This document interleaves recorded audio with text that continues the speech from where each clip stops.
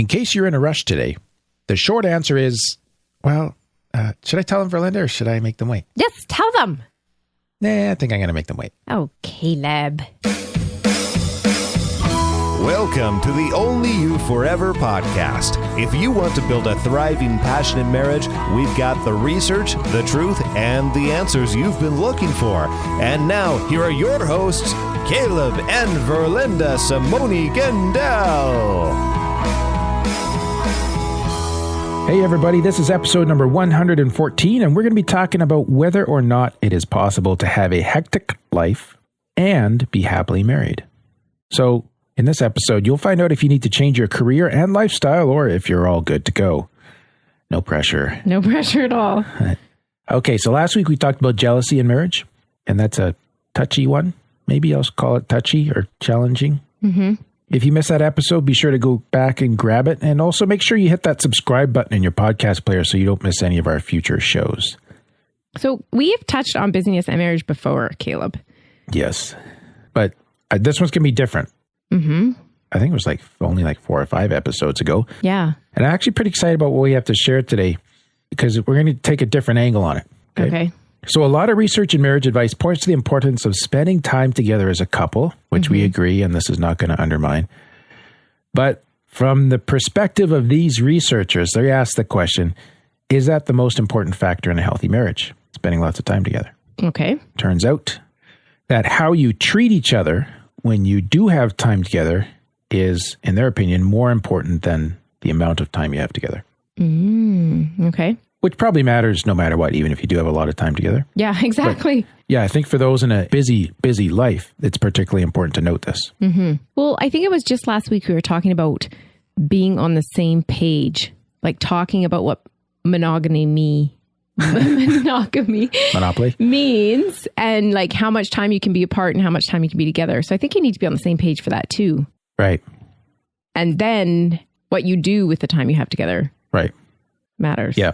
So we're going to look at a couple of studies that looked at physician or doctor marriages where there's a lot of long hours worked. Okay. And one thing that we're going to see is they had a common sense of mission about the work that was being done. So if one of you in your marriage works long hours and the other person hasn't bought into that, you'll have a different set of stressors to kind of sort out that's apart from this. Yeah. Yeah. Okay. So a study from 2004 looked at what they call the medical marriage. And they wanted to look at busyness and how people adjusted to their marriage and overall satisfaction with work-life balance. And this is a study where the husbands were working as doctors, and we'll have one in a few moments where the wives were working as doctors. And what they discovered was, and I'm quoting here, more than hours worked, it is how a couple treats each other when they are not working that most powerfully determines the quality of a contemporary medical marriage. Wow, that's awesome. Yeah, I thought that was great, right? So then they asked the question, well, how are these successful marriages treating each other? And they found these qualities in the marriages that self-identified as satisfying. And this is what, if you're in a busy life, a hectic life yourself, you want to think about really building these into your marriage too. So the first thing is that these husbands, the doctors, didn't let work stress negatively affect their at-home behavior. That's good. So you have a crappy day at work, you come home, you take it out on the wife and kids, right? Mm-hmm. They were not doing that. Right. Husbands often indicated their concern about how their work-life balance and busyness required them to spend time away from their family. So they talked to their wives, showing remorse. Wives found ways to keep themselves busy when their husbands were working long hours. Wives who were satisfied with their marriages learned to accept this role without rancor, to build their individual support systems, and to carry on with family activities during their husband's work-related absences. So they got on with life. They didn't predicate their happiness on him changing and being home more often. Oh, yep. And the wives also held specific perspectives about their husband's work. And that was that it was done for noble reasons. Okay, so they were on board with it. Yeah. Mm-hmm. I think that's kind of that piece in marriage about having a common mission. A common sense of purpose, right? Yeah. So she's bought into the idea of his medical career. Yeah. Now, and I'll quote here again, in summation, these busy couples did not have marriages that were less satisfying than those of other people in general. Quite the contrary. Despite the hectic nature of medical life, physicians' wives claim to be quite satisfied with their marriages. And so I think this kind of answers the question, from the start, which is, if we have a hectic life, can we be happily married? Like, is that possible? And I think the answer is yes. So even if you're not a doctor and you're just plain busy, if you have these elements, you should be good to go. Yeah. These elements of not bringing your work stress home. Yeah. Or if you can think about and work on ways of bringing these elements into your marriage, you should be able to shift your experience. Okay. Yeah. Okay, let's switch genders and see what happens. So that was the husband as doctor. Now here's a study from 2013 in which the wife was the doctor, okay? Mm-hmm. And now this was more of a qualitative interview, which means they go into more the descriptive side of the study rather than a whole bunch of numbers. And they interviewed 9 spouses of internal medicine residents and faculty physicians. So they're talking to the husbands of female doctors or doctors-to-be. And they wanted to know how these couples made their marriages work in the face of this very inflexible schedule of physicians. Now, actually, a resident is far more tied up than a doctor, at least in the Canadian system. Yeah. So as a whole, there's 3 themes that emerged from the interviews that they had with these people about what the husbands of the doctors felt was important to the health of their busy marriage. One was having a set time for synchronizing schedules.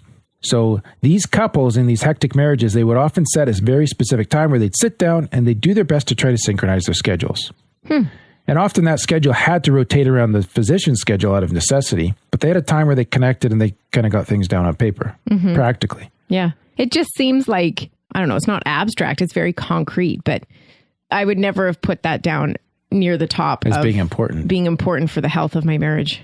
Right. I think maybe it ties back to the previous one in terms of getting on with your life when you're not the doctor, right? Yeah. Because you know what the schedule is, so you can now, it gives you some autonomy, right? Yeah.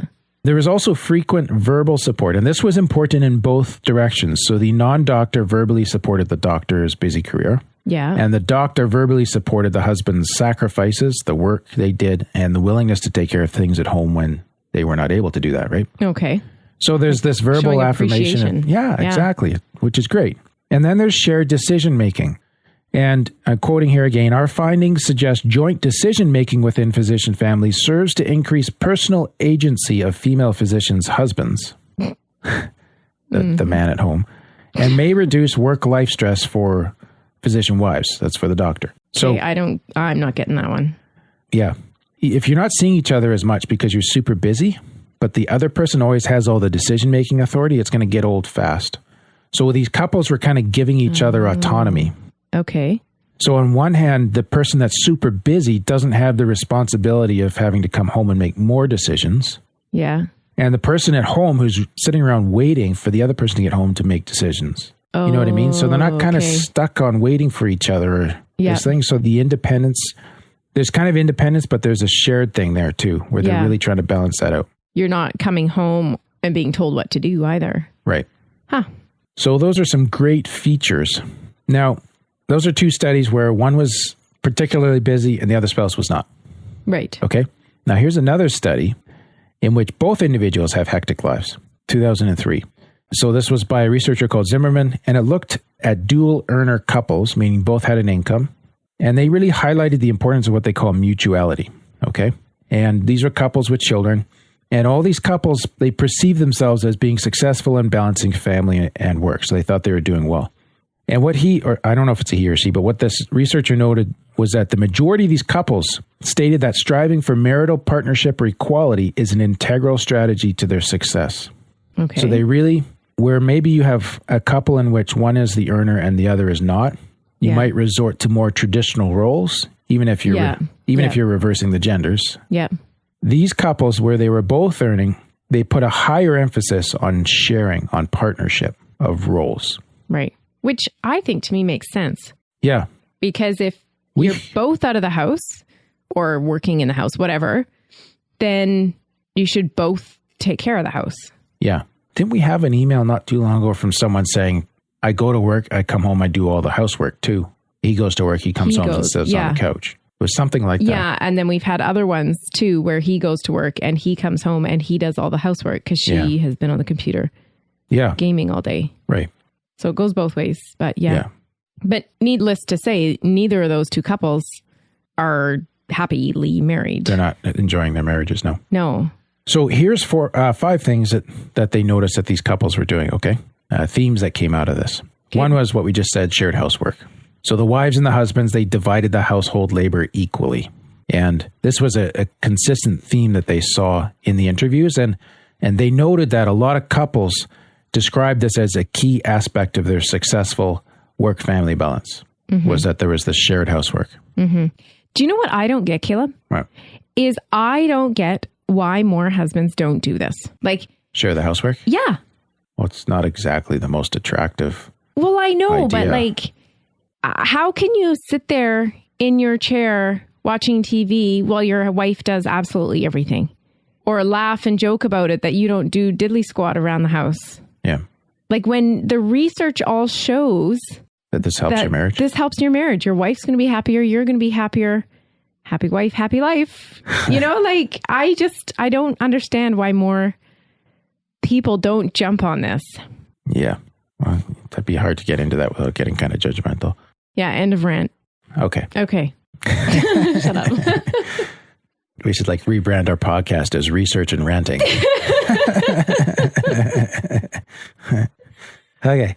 So the second theme was not only about housework, but childcare. So they talked about mutual and active involvement in childcare.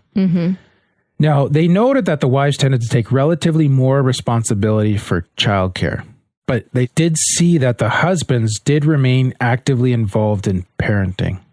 And the couples also described shared parenting or trying to achieve shared parenting as an essential ingredient to happiness and success in their work-family balance. Joint decision-making was another theme that came up here that was important to them as well.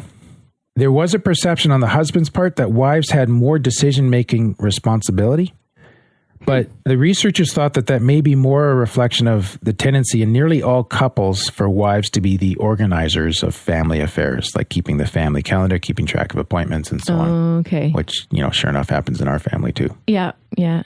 So that was interesting, but there was an effort toward joint decision-making. And then there was also equal access to and influence over finances. So many couples described that they had spending strategies that allowed partners to share influence over financial decision-making and spending.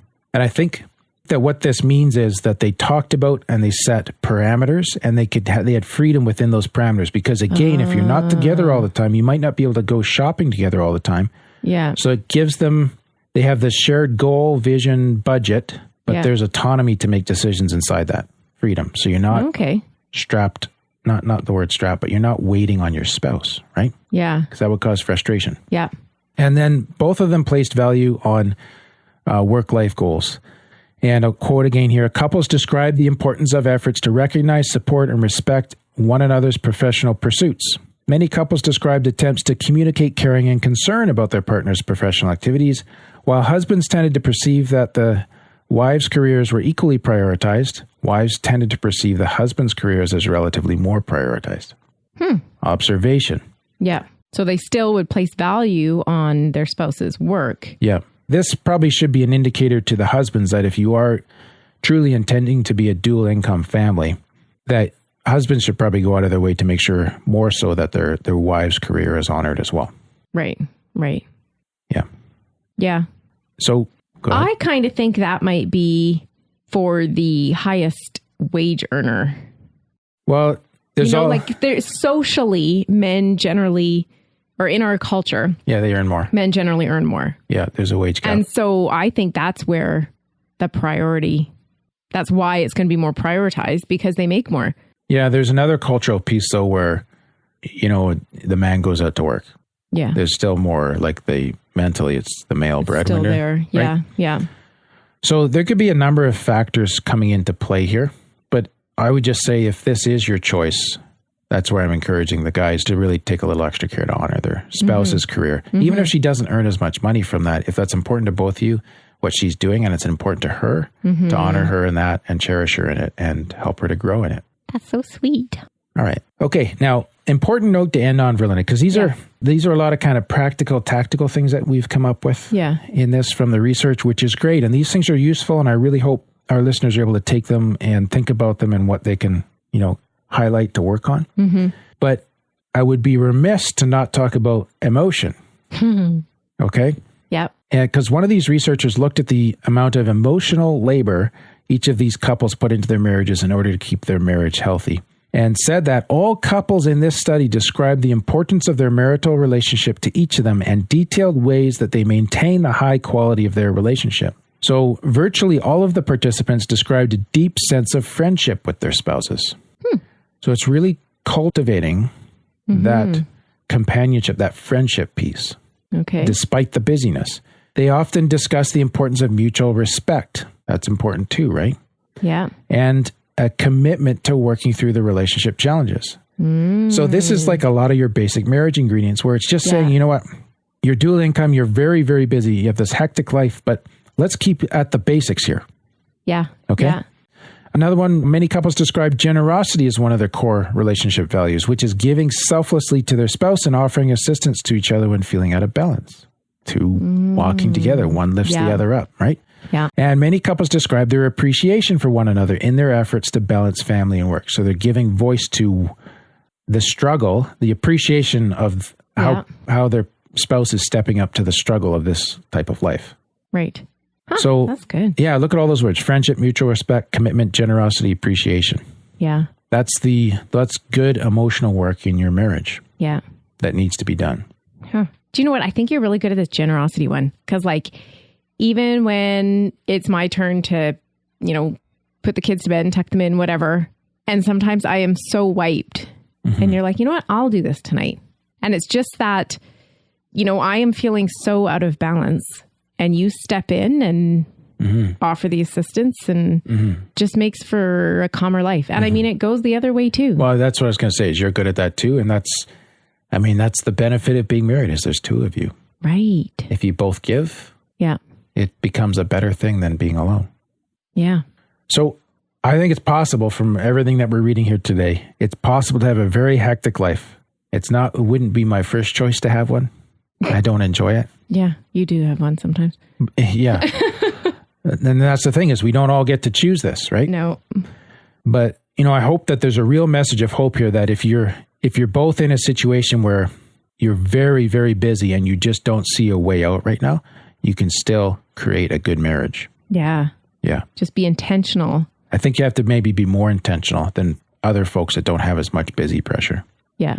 Yeah. That's all good? True. Yeah. Okay, we had an iTunes review, and normally we say it's from this week, but this one is from a while ago, and we missed it. I think it was because we were kind of in awe of the generous comments from the reviewer here. Do you want to read this? I'm not sure if I do. It's kind of embarrassing. This is from Uncle Guido, who says they follow through, 5 stars. We've heard it said, we'd love to hear from you, but they never respond. We care about you, but they never cry. We'll help you, but they never do. If you have been in a helpless situation, you have experienced these half-hearted prayers and half-hearted love. These lovely people are not like that. They will email you back if you reach out to them. They will pray for you when you ask them to. They will cry with you through your pain, and they will cheer you on in your victories and miracles. They are real folks helping real marriages.